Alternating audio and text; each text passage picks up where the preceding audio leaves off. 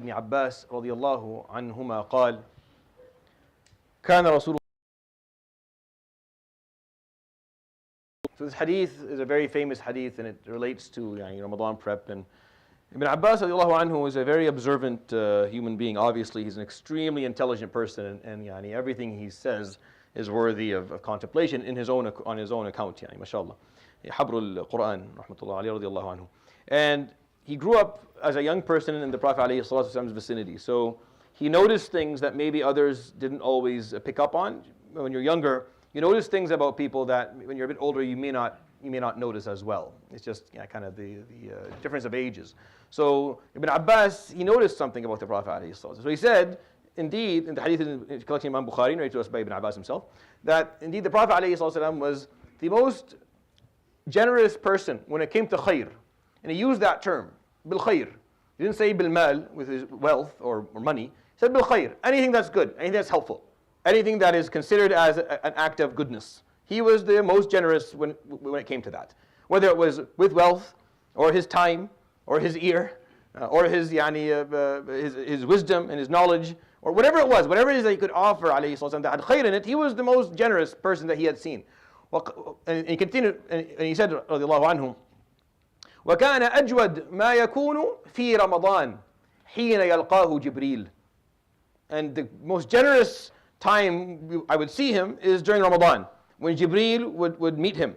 وكان جبريل يلقاه كل ليلة يعرض عليه القرآن حتى ينسلخ الشهر. And Jibreel would come to the Prophet ﷺ every night during Ramadan and revise the Quran with the Prophet ﷺ until the end of the month. فقال, Ibn Abbas says, فكان إذا لقاه جبريل في رمضان أجود بالخير من الريح المرسلة عليه الصلاة والسلام. Said, so when Jibreel was meeting him in Ramadan, he was more generous with khair than the blowing winds that would bring the heavy clouds or the filled clouds. For Arab, or living in the desert, or even, it doesn't have to be in the desert, go to the Middle East, and they still call till this day. Till this day, I grew up like this. Allah yabatil khair, we used to say. May Allah send khair. I mean rain.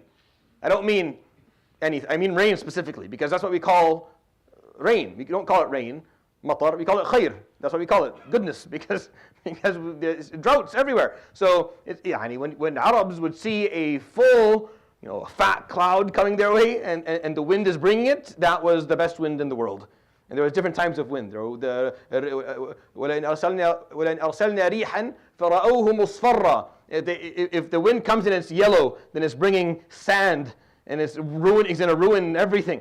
But if the wind comes and it's a little bit cool, then you know there's water on the other side of it, right? So Ibn Abbas, this is his simile, because Ibn Abbas was a poet as well, and he was an artist. But this is how he describes the Prophet ﷺ. One of the nicest descriptions I have, قال فكان إذا لقاه جبريل في رمضان أجود بالخير من الريح المرسلة. He is more generous in khair than the sent winds that bring the full clouds. That's how they felt about him, alayhi salatu wasalam. Why? He was so excited. He was so happy. Jibreel is a daily visitor now. He's reading the Quran back to Jibreel every night. That's how you are when you know that you're doing something that's beautiful or beneficial. When you're engaging in a very special level of ibadah, it makes you happy on the inside. So all that happiness, it spills out, and you go and you give and you do khair, and you're in a good mood. They'll tell you in life is, if you want to ask someone for something, you probably already know this. If you have a father or a mother, you have to wait for the right moment. And sometimes if the siblings know each other, like, how is he doing today? No? Okay, maybe I'll do it tomorrow. What mood is he in? You look, حتى تجد منه بسطا. You look to find a moment where he's nice and happy, so you can ask him, can I he'll say yes. You ask the wrong moment, you'll get nothing. So the Prophet ﷺ during the Ramadan, because he was in ibadah, he was in the best mood of his life, and he was giving out whatever he had, ﷺ, to people. It's beautiful. That's how you're supposed to be in Ramadan. You're supposed to find this experience of such beauty and meaningfulness that your heart's open and you're just doing as all the khair that you can in the world, because I'm with Allah subhanahu wa ta'ala. I'm the closest I'll ever be to Him subhanahu wa ta'ala. So you're in a good mood because of it.